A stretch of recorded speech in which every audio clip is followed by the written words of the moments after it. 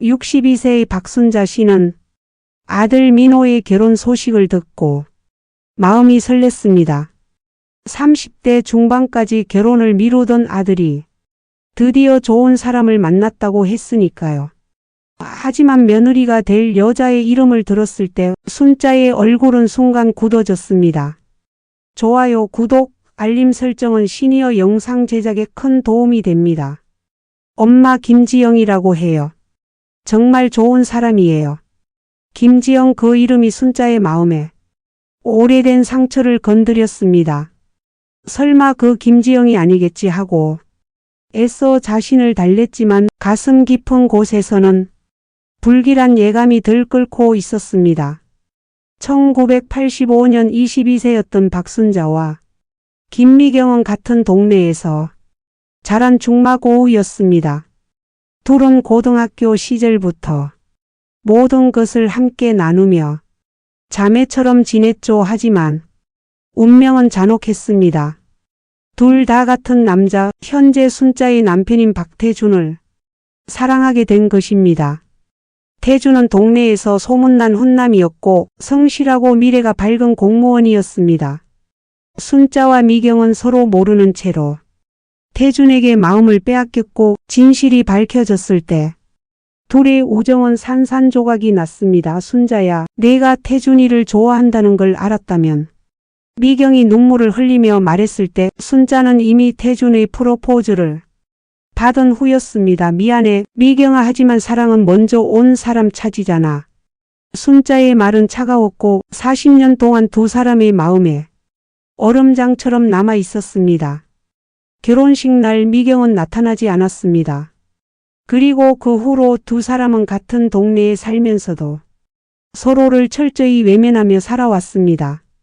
길에서 마주쳐도 모른 척하고 동창회에서도 같은 테이블에 앉지 않았습니다. 아들의 약혼녀를 만나는 날 순자의 심장은 두근거렸습니다.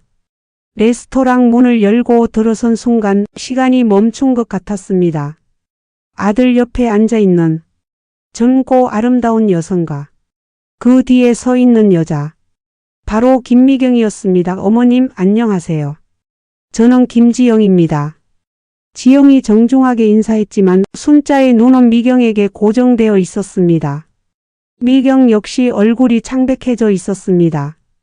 40년 만에 마주한 옛 친구, 그리고 그 친구가 자신의 딸의 예비 시어머니라는 현실이 둘을 충격에 빠뜨렸습니다. 미경이, 내가 지영이 엄마구나. 순자의 목소리는 떨렸습니다. 점심시간 내내 두 어머니는 서로를 의식하며 어색한 대화를 나눴습니다. 아들과 딸은 두 어머니 사이에 냉랭한 기류를 눈치챘지만 정확한 이유를 알 수는 없었습니다. 그날 밤 순자는 잠을 이룰 수 없었습니다. 남편 태준에게 오늘 일을 털어놓자 태준 역시 당황했습니다. 미경이가 지영이 엄마라고? 세상이 참 좁구나. 태준의 말에는 복잡한 감정이 묻어났습니다. 여보, 솔직히 말해봐. 미경이에 대해서. 아직도 순자가 말을 흘렸을 때 태준은 고개를 저었습니다. 순자야, 그런 말 하지 마. 나는 당신만 사랑했어. 지금도 그래. 하지만 순자의 마음속에는 40년 전의 질투와 불안감이 다시 고개를 들었습니다. 혹시 미경이 아직도 태준을 사랑하고 있는 건 아닐까? 그리고 이 결혼을 통해 자신에게 복수하려는 건 아닐까? 한편 미경도 비슷한 고민에 빠져 있었습니다. 딸 지영에게 과거 이야기를 해야 할까 말까 고민했지만 딸의 행복을 위해 침묵하기로 했습니다. 결혼 준비가 본격적으로 시작되면서 두 가족은 자주 만나야 했습니다. 예물 고르기, 청첩장 디자인, 웨딩홀 예약 모든 과정에서 순자와 미경은 서로 다른 의견을 내놓았습니다. 지영이가 좋아하는 스타일로 하면 되잖아요. 미경이 말하자 순자가 발끈했습니다. 우리 민호 취향도 고려해야죠. 결혼은 혼자 하는 게 아니에요. 사소한 것부터 큰 것까지 모든 것이 대립으로 이어졌습니다. 두 사람의 감정이 격해질 때마다 자녀들은 당황했고 특히 지영은 예비 시어머니가 자신을 좋아하지 않는다고 오해하기 시작했습니다. 민호야, 어머님이 나를 싫어하시는 것 같아. 지영이 눈물을 흘리자 민호는 어머니에게 따져 물었습니다. 엄마, 지영이에게 왜 그렇게 차갑게 대하세요? 난 차갑게 한 적 없어. 예의는 지켰잖아. 하지만 순자 자신도 알고 있었습니다. 미경에 대한 감정이 딸 지영에게까지 투영되고 있다는 것을. 결혼식 한 달 전 예상치 못한 일이 벌어졌습니다. 미경이 갑자기 순자에게 연락을 했습니다. 순자야, 우리 한번 만나서 이야기하자. 40년 만에 직접적인 대화 요청이었습니다. 순자는 망설였지만 결국 미경을 만나기로 했습니다. 조용한 카페에서 마주 앉은 두 사람, 처음에는 서로 말문이 막혔습니다. 미경아, 너 그동안 순자가 먼저 입을 열었습니다. 잘 살았어. 남편도 좋은 사람 만났고 지영이도 이렇게 훌륭하게 키웠고. 미경의 목소리에는 원망보다는 체념이 묻어났습니다. 그때 일 미안했어. 순자의 사과에 미경은 쓴 웃음을 지었습니다. 지금 와서 무슨 소용이야. 하지만 우리 아이들만큼은 행복하게 해주고 싶어. 두 사람은 그날 처음으로 솔직한 대화를 나눴습니다. 40년 동안 쌓였던 오해와 원망, 그리고 각자가 겪었던 고통들을 대화를 통해 두 사람은 서로가 겪었던 상처를 알게 되었습니다. 미경은 순자와의 우정이 깨진 후 오랫동안 남자에 대한 불신에 시달렸고 결혼도 30이 넘어서야 할 수 있었습니다. 너 때문에 난 몇 년 동안 제대로 된 연애를 할 수가 없었어. 미경이 털어놓았을 때 순자도 자신의 고백을 했습니다. 나도 마찬가지야. 태준이와 결혼한 후에도 계속 불안했어. 혹시 태준이가 너를 그리워하는 건 아닐까? 너를 더 사랑했던 건 아닐까 하고. 두 사람 모두 40년 동안 과거에 얽매여 살아왔다는 것을 깨달았습니다. 우리 참 바보같이 살았네. 미경이 한숨을 쉬었습니다. 그러게 이제라도 늦지 않았으면 좋겠어. 두 사람의 화해는 쉽지 않았습니다. 40년 동안 쌓인 감정의 벽을 하루아침에 무너뜨릴 수는 없었으니까요. 하지만 자녀들의 행복을 위해서라도 노력해 보기로 했습니다. 결혼식 준비 과정에서 순자는 의식적으로 지영에게 더 따뜻하게 대하려고 노력했습니다. 지영도 시어머니의 변화를 느끼고 마음을 열기 시작했습니다. 어머님, 이 드레스 어떠세요? 지영이 웨딩드레스를 입고 나왔을 때 순자의 눈에 눈물이 맺혔습니다. 정말 예뻐. 우리 민호가 복 받았구나. 그 순간 미경도 눈물을 흘렸습니다. 친구의 진심 어린 축복을 받는 딸을 보며 40년 만에 처음으로 마음이 짐을 들 수 있었습니다. 드디어 결혼식 날이 왔습니다. 화사한 봄날 두 가족은 물론이고 많은 하객들이 축하를 위해 모였습니다. 순자와 미경은 각각 한복을 곱게 차려입고 아들과 딸의 새 출발을 지켜봤습니다. 신랑 신부가 서로를 바라보며 사랑을 맹세하는 모습을 보며 두 어머니는 과거의 원망을 떨쳐내고 진심으로 축복했습니다. 지영아, 우리 민호 잘 부탁해. 순자가 며느리의 손을 잡고 말했을 때 지영은 감동의 눈물을 흘렸습니다. 어머님, 저도 어머님의 딸이 되겠습니다. 그 옆에서 미경도 민호에게 말했습니다. 민호야, 우리 지영이 잘 부탁해. 너희 어머님처럼 현명하고 강한 여자로 만들어주렴. 결혼식 후 두 가족은 새로운 관계를 만들어가기 시작했습니다. 처음에는 어색했지만 공통분모인 며느리와 사이를 통해 점점 가까워졌습니다.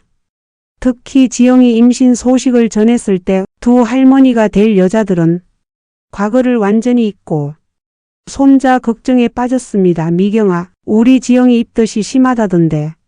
순자가 걱정스럽게 말하자 미경이 답했습니다. 응, 나도 그때 그랬어. 순자야, 미역국 끓이는 법 알려줄래? 내가 끓인 게 제일 맛있었잖아.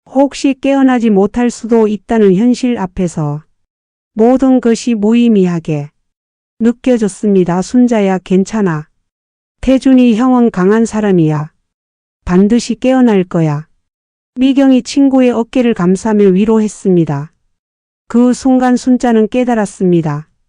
40년 전 자신이 택한 사랑이 얼마나 소중했는지, 그리고 지금 곁에서 자신을 위로해주는 친구가 얼마나 고마운 존재인지를. 미경은 매일 병원에 와서 순자를 돌봤습니다. 식사를 챙겨주고 집안일을 대신해주며 태민이까지 돌봐줬습니다. 과거의 상처는 완전히 잊혀졌고 오직 친구에 대한 걱정과 사랑만이 남았습니다.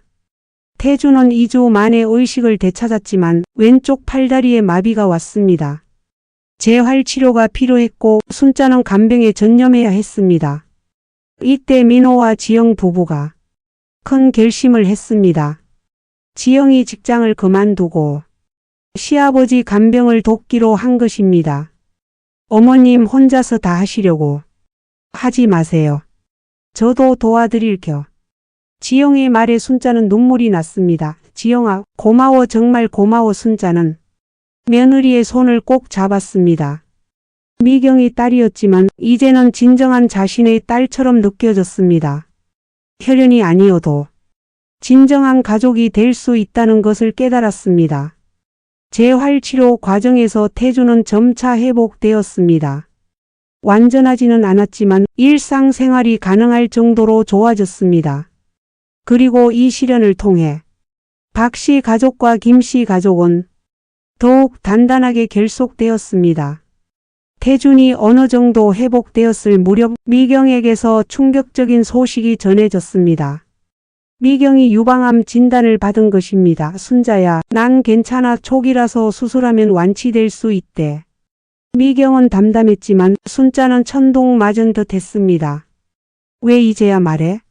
언제부터 아팠던 거야? 순자가 다그쳤을 때 미경은 쓴 웃음을 지었습니다.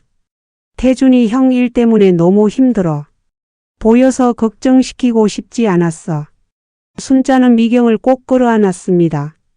40년 동안 서로를 미워했던 시간이 얼마나 소중한 시간을 낭비한 것인지 뼈저리게 느꼈습니다. 미경아, 이제부터는 무슨 일이 있어도 혼자 견디지 마. 우리 진짜 친구잖아. 미경이 수술날 순자는 새벽부터 병원에 와서 기다렸습니다. 태준도 지팡이를 짚고 병원에 왔습니다. 미경이가 걱정돼서 안 올 수가 없었어. 태준의 말에 순자는 고개를 끄덕였습니다. 수술은 성공적이었습니다. 림프절 전이도 없었고 완치 가능성이 높다는 의사의 말에 모두가 안도했습니다. 회복 기간 동안 순자는 매일 미경을 돌봤습니다. 항암 치료로 머리카락이 빠진 미경을 위해 예쁜 모자를 사다 주고 몸에 좋은 음식을 해다 주었습니다. 순자야, 고마워, 정말 고마워. 미경이 눈물을 흘릴 때마다 순자도 함께 울었습니다. 우리 이제 서로 의지하며 살자. 남은 인생 함께 하자. 태민이가 4살이 되었을 때 아이는 두 할머니에게 큰 위로가 되었습니다. 순자 할머니의 남편이 아프고 미경 할머니가 병원에 다닌다는 것을 어렴풋이 알고 있던 태민이는 두 할머니를 위해 그림을 그려주었습니다. 할머니들 아프지 마세요. 태민이가 사랑해요. 아이의 순수한 마음에 두 할머니는 눈물을 흘렸습니다.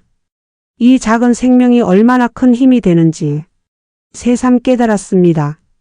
태민이를 함께 키우면서 두 할머니는 새로운 삶의 의미를 찾았습니다. 과거의 상처나 현재의 고통보다 더 소중한 것이 있다는 것을 알게 된 것입니다. 시간이 흘러 두 사람 모두 70세가 되었을 때 그들의 우정은 그 어느 때보다 깊어졌습니다. 젊은 시절의 격정적인 감정은 사라지고 서로를 이해하고 아끼는 성숙한 사랑만이 남았습니다. 생각해보니 우리가 20대의 태준이를 두고 경쟁했던 것도 다 운명이었던 것 같아. 미경이 말했을 때 순자도 동감했습니다. 맞아. 그 일이 없었다면 우리가 이렇게 깊은 우정을 나눌 수 있었을까? 두 사람은 이제 일주일에 서너 번씩 만나 함께 시간을 보냅니다. 공원을 산책하고 문화센터에서 요가를 배우고 손자 태민이를 돌보는 것이 일상입니다. 주변 사람들은 두 할머니의 우정을 부러워합니다. 나이가 들어서도 이렇게 진실한 친구가 있다는 것이 얼마나 행복한 일인지 모두가 알고 있으니까요. 태민이가 5살이 되던 해 지영이 둘째 임신 소식을 전했습니다. 이번에는 딸이었습니다. 두 할머니는 또다시 손녀를 맞을 준비에 바빴습니다. 순자야, 이번에는 여자아이래. 우리가 어릴 때처럼 예쁜 옷 입히고 인형놀이 해주자. 미경이 기뻐했습니다. 그래, 태민이도 누나가 생겨서 좋을 거야. 손녀 다은이가 태어났을 때 두 할머니는 서로 닮은 미소를 지었습니다.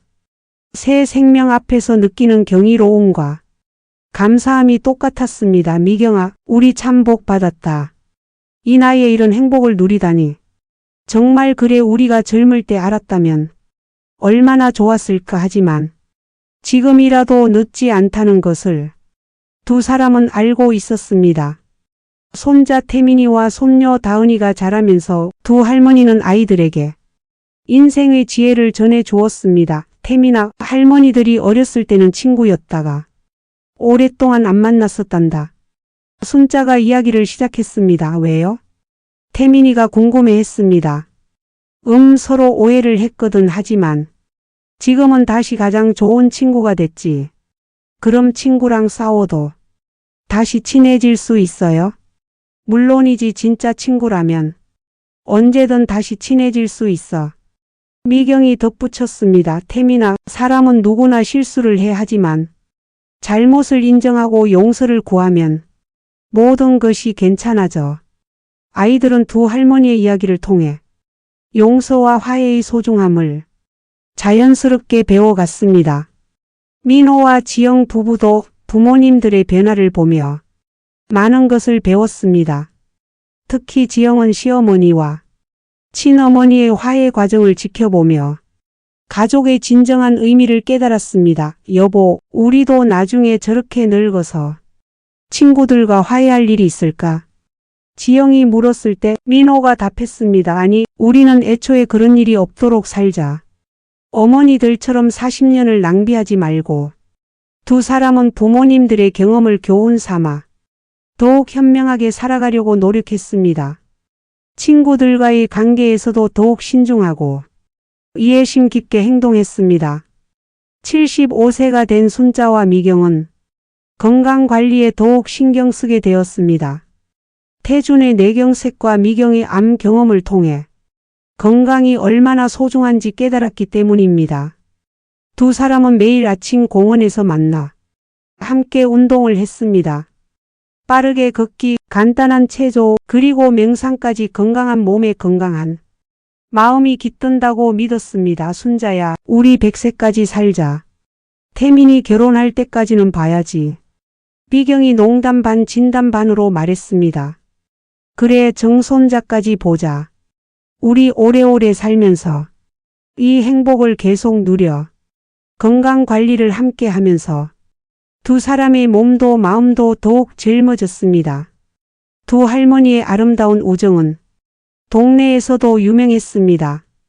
40년 동안 원수처럼 지내다가 손자 때문에 화해했다는 이야기가 입소문을 타면서 많은 이웃들이 두 사람을 찾아왔습니다. 손자 씨, 미경 씨, 저희도 좀 도와주세요. 저희 형제도 20년째 안 만나고 있거든요. 두 사람은 자신들의 경험을 바탕으로 갈등 중인 가족들이나 친구들의 중재 역할을 자청했습니다. 때로는 성공하기도 하고 때로는 실패하기도 했지만 화해의 씨앗을 뿌리는 일에 보람을 느꼈습니다. 우리가 이런 일을 할 줄 누가 알았겠어? 순자가 웃으며 말했습니다. 정말 그래, 우리 인생 이막이 이렇게 의미 있을 줄이야. 하지만 평온한 일상에도 작은 파동이 일었습니다. 태민이 초등학교에 입학하면서 교육 방침을 놓고 두 할머니 사이에 의견 차이가 생긴 것입니다. 순자는 엄격한 교육을, 미경은 자유로운 교육을 주장했습니다. 처음에는 작은 의견 차이였지만 점점 감정이 격해졌습니다. 미경아, 요즘 아이들은 너무 버릇없어. 어릴 때부터 규칙을 가르쳐야 해. 순자야, 너무 억압하면 아이가 위축돼. 자유롭게 키우는 게 맞아. 며칠 동안 서로 안면하지 않던 두 사람은 태민이가 할머니들 왜 싸워요? 라고 묻자 깨달았습니다. 또다시 같은 실수를 반복하고 있다는 것을. 미안해. 미경아, 내가 너무 고집 부렸나 봐. 나도 미안해. 순자야. 우리 나이에 이런 일로 싸우다니. 두 사람은 다시 한번 화해했고 이번에는 더욱 성숙한 방식으로 문제를 해결했습니다. 현재 78세가 된 순자와 미경은 여전히 매일 만나며 행복한 노년을 보내고 있습니다. 태주는 건강을 거의 회복했고 미경도 암을 완치 판정받고 건강하게 지내고 있습니다. 손자 태민이는 초등학교 3학년이 되었고 손녀 다은이는 5살이 되었습니다. 두 아이는 할머니들의 사랑을 받으며 건강하게 자라고 있습니다. 두 할머니는 손자 손녀를 가운데 두고 사진을 찍었습니다. 60년 전 젊은 시절에도 이런 사진을 찍었었는데 이제는 주름진 얼굴이지만 그때보다 훨씬 행복한 미소를 짓고 있었습니다. 좋아요, 구독, 알림 설정은 시니어 영상 제작에 큰 힘이 됩니다.